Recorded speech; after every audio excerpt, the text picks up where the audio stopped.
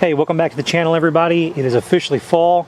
It's around the first week of October right now, and we're starting to get temperatures kind of down into the 60s and 70s again, which is great. It's great for the cool season grass. As you can see, I've started to cut mine back down to a real mowing height of around 1 inch. I'd been using the Milwaukee M18 fuel mower for, I don't know, the past 3 or 4 months, maybe not so much 3 or 4, but maybe the last 2 or 3 months, at a mowing height around 3 inches, just to kind of keep things in check while it was hot. During overseed season, I didn't want to really stress the grass out too much, but it's been about 4 weeks since I overseeded my lawn, and now I'm ready to give it some more nitrogen. When I overseeded, I gave it about a half a pound. Now I'm going to continue to feed my lawn through probably Thanksgiving, so the end of November. And today I'm going to put a little bit of nitrogen on the lawn. I'm also going to add a little bit of feature. This is feature iron. It's a 600 analysis, and it's got 10% iron in it. If you don't know what feature is, I'll put a link down in the description where you can find it. But feature is going to give me a little bit of color. Since I cut a lot of the leaf tip off of the grass today, it really doesn't look that great. It's going to take a week or two before it really starts to pop again as far as the color. But I'm going to give it a little bit of nitrogen to sort of grow out and give it a little bit of iron for a little bit of color, since I haven't used any in a while. So really all you need for this, what I'm going to use today for the feature, and then for the nitrogen, I'm going to use just a little bit of ammonium sulfate. I've got a little bit of soluble AMS left. This is a very, very fine product. It's almost like granulated sugar. I'll try and show you on the camera here, but it is a very, very fine product. I'm going to be spraying it out in the Flow Zone Typhoon 3 that I got earlier this year. I've been using that throughout the year, and I can say really from a positive perspective is that it's a really, really nice unit. I haven't had any issues with it so far. I like the adjustable PSI pressure on this. Depending on the application that you're doing, it allows you to really dial down the PSI so you don't get a lot of distortion and wind blowing around the spray pattern when you're using it, especially if you're using an air induction nozzle. The feature, what I'm going to do is the recommended rate is 1 ounce per 1,000 square feet. This is a dry product, so 1 ounce of the dry product per 1,000 square feet on your lawn.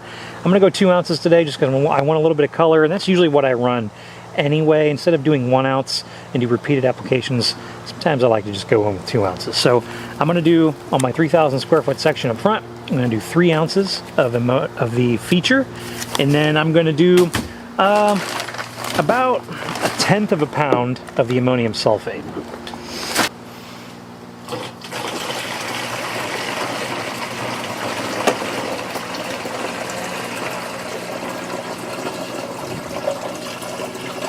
All right, now that we got the feature in there, just gonna do about 1.5 pounds of the ammonium sulfate.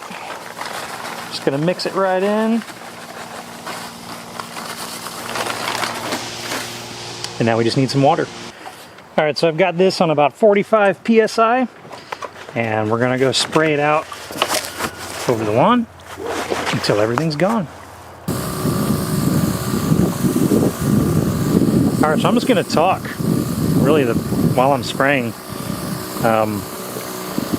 Maximum effect, if you want, from the chelated iron in the feature, you really want to let the feature sit on the leaf blade for a while so it can absorb the iron, and then just give it, a good, 1/4 inch.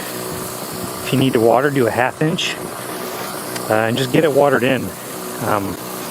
And then in about 24 hours, you'll start to see a little bit of a visible change in the turf, on the overall color. It'll appear a little bit darker. It'll also, over the course of about 48 hours is when you'll see it peak, and then it'll kind of stay like that for a few weeks, and then you come back and give it a little bit more feature. If you don't want to go too heavy on it, you could always do the 1 ounce per 1,000 rate. But really, as I'm out here kind of walking in the lawn, the color isn't quite as bad as I thought it was going to be for cutting off like 1.5 inches. It actually looks pretty good. A little surprised. Pretty pleased with this bonfire tall fescue. I've got the bonfire growing in the front yard, and then on the side yard I have the Artemis growing, but they're both very fine bladed tall fescue varieties that can tolerate low mowing heights. They do pretty well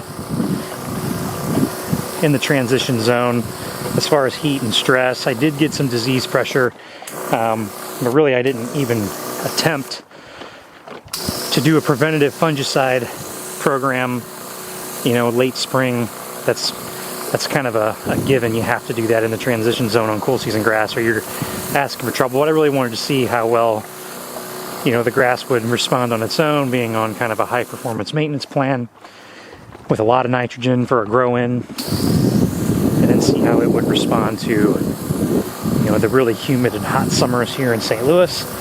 And overall it did pretty well. Honestly, it's bounced back really nicely. I've since overseeded this a little bit with some more bonfire, filled in some thin spots, but overall it looks pretty good. And here we are the next morning. Not quite 24 hours since the application, but you can tell from the video that it is a couple of shades greener, and it will continue to darken up over the next 24 hours, so around the 48-hour mark. But once you get the iron in and you let it sit overnight, you want to go ahead and water it in the morning. I just turned on my sprinkler system, and you just want to water that in a little bit just to kind of get everything all soaked in, and then you're good to go. Do this again maybe in another month or 3 weeks from now, and you'll be golden. So I hope you guys liked the video. Don't forget to like and subscribe to the channel. If you're interested in purchasing some of the Bonfire Tall Fescue or the Artemis, I'll put some links in the description and where you can find that. And if you have any questions, as always, don't forget to leave that in the comment section, and I'll catch you guys in the next one.